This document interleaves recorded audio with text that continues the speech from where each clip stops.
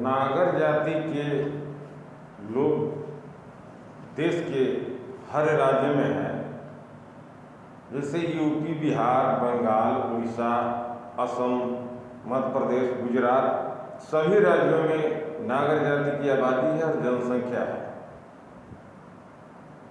हर राज्य में नागर की अलग अलग कैटेगरी है। नागर जाति मुख्य रूप से गुजरात से ही, हिंदुस्तान के हर राज्य में गुजरात से ही चलकर गए हैं। और नागर जाति नागर ब्राह्मण है। जहाँ नागर लोग लिखते हैं, कहीं कहीं गुज्जर नागर लिखता है, कहीं नागर ब्राह्मण है। तो जाति भास्कर में जब आप देखेंगे तो वहाँ हर जाति का विवरण है कि कौन जात कहाँ से आया और किसकी उत्पत्ति कहाँ से हुई। तो वह उपनिषद में आप देखेंगे और उसमें आप पढ़ेंगे कि ये नागर जाति की उत्पत्ति कैसे हुई।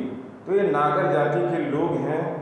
ये लोग नागर ब्राह्मण हैं, कहीं नागर बोलते हैं, कहीं गुज्जर नागर बोलते हैं। और इनका भिन्न टाइटल है: शुक्ला, दावे, पांडे, पांड्या, मंडल, शर्मा। हर स्टेट में अलग अलग नाम से जाने जाते हैं। और बिहार में जितने भी नागर जाति के लोग हैं, ये लोग ओबीसी के कैटेगरी में आते हैं। जैसे अन्य जाति के लोग अदर स्टेट में अलग अलग जाति के नाम से जाने जाते हैं और अलग अलग कैटेगरी बनाया गया है। उसी तरह नागर पूरे हिंदुस्तान में ही नहीं, देश विदेश में भी नागर जाति के लोग हैं। और यह सामान्य जाति में आते हैं। बिहार को छोड़कर के सभी राज्यों में हिंदुस्तान के सामान्य जाति में आते हैं। और उद्योगपति भी हैं और कार्यपालिका, न्यायपालिका, विधायिका, सभी जगहों पर ये नागर जाति के लोग हैं। बिहार ही एक ऐसा प्रांत है जिसमें नागर जाति के लोग शिक्षा के क्षेत्र में काफ़ी पीछे हैं, उद्योग के क्षेत्र में पीछे हैं। और यहाँ पिछड़ेपन बिहार में ही, सब राज्यों से ज़्यादा पिछड़ेपन बिहार में ही है। तो मैं खास करके नागर परिवार से, बिहार के नागर परिवार से ये आग्रह करना चाहूँगा, निवेदन करना चाहूँगा कि सबसे पहले आप लोग शिक्षा पर बल दें, शिक्षित बने और स्वावलंबी बने, रोजगार करें। अगर सरकारी नौकरी नहीं लगता है तो प्राइवेट ही जॉब करें या किसी न किसी कोई न कोई रोजगार करें, बिजनेस व्यापार करें, ताकि आपकी तरक्की होगी। तब जाकर के आपका सर्वांगीण विकास होगा। और विकास का एक और जरिया है, जब तक आपकी उपस्थिति सदन में नहीं होगी तब तक आपके आवाज़ को उठाने वाला किसी राज्य हो, विधानसभा हो या लोकसभा हो, किसी भी सदन में जब तक आपके लोग नहीं होंगे, जिस राज्य में रहते हैं उस राज्य में भी आपके लोग होने चाहिए, ताकि आपके समस्याओं को वह सदन पटल पर रखे और आपके मांग को रखे। जैसे अभी बिहार के राजनीति में देखिए, सभी जाति के लोग हैं। बिहार के राजनीति में हर जाति को टिकट दिया जाता है, एमपी का टिकट दिया जा रहा है। बिहार में नागर जाति के जितने भी लोग हैं, लीडर्स हैं, हर पार्टी के अंदर हैं, चाहे वह जनता दल यूनाइटेड हो, राजद हो, भाजपा हो, लोजपा हो, जितनी भी पार्टियां हैं बिहार के अंदर, उस सभी दलों के अंदर मुख्य रूप से भाजपा, आरजेडी और जनता दल यूनाइटेड के में मैक्सिमम नागर जाति के लोग नेतृत्व करते हैं।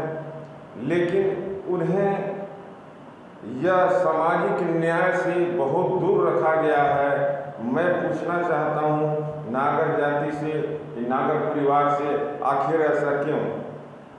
तो हमारी अपनी एकता को भी दिखाना होगा। एकजुटता को जब तक नहीं दिखाएंगे तब तक आपका हक नहीं मिल सकता है। आप देखते जाइए, यह जात पात की राजनीति हो गई है, चाहे किसी शिक्षा के क्षेत्र में हो, स्वास्थ्य के क्षेत्र में हो, रोजगार के क्षेत्र में हो, या पॉलिटिकल जगत में हो, राजनीति में तो जात पात का ठिकाना ही नहीं रहा। जो जिसका जात है, अगर टिकट मिल गया किसी भी दल से, वही उसकी पार्टी है। और नागर जाति के लोग अभी उन्हीं चक्कर में फंसे हुए हैं, दूसरे के चक्कर में फंसे हुए हैं। तो मैं आपसे गुजारिश कर 2024 का जो लोकसभा का चुनाव है, इसमें अपनी एकजुटता को दिखाएं और आने वाले 2025 के विधानसभा चुनाव में, बिहार के विधानसभा चुनाव में अपनी शक्ति का प्रदर्शन करें और बिहार के जितने भी विधानसभा की सीट हैं, जिन सीटों पर आप लड़ना चाहते हैं, वहाँ पे आप लड़ें और सभी एक साथ कैंपेन कर करके और अपनी हिस्सेदारी की बात करें। चाहे जिस दल में हो आप, उस दल से ही अपनी हक की लड़ाई लड़ें। और मैं यह बता देना चाहता हूँ कि बिहार में मैं कई जिलों में पार्टी स्तर से या इस तरह घूमने का काम किया और मैंने सर्वे भी किया। तो ये कुछ ऐसे तुच्छ लोग हैं जो जिनको ये समझ में नहीं आता कि ये नागर जाति के लोग किस कैटेगरी से आते हैं। मैं उनको बता देना चाहता हूँ, जिस तरह की जाति है, सब जाति है, उसी तरह नागर की भी जाति है। और नागर जाति के लोग नागर ब्राह्मण हैं, बिहार में ओबीसी में है, लेकिन पूरे हिंदुस्तान में और देश विदेश में लोग सामान्य जाति की कैटेगरी में आते हैं। और बिहार में पिछड़ेपन के कारण नागर समाज के लोग दबे हुए हैं और इनकी आवाज़ को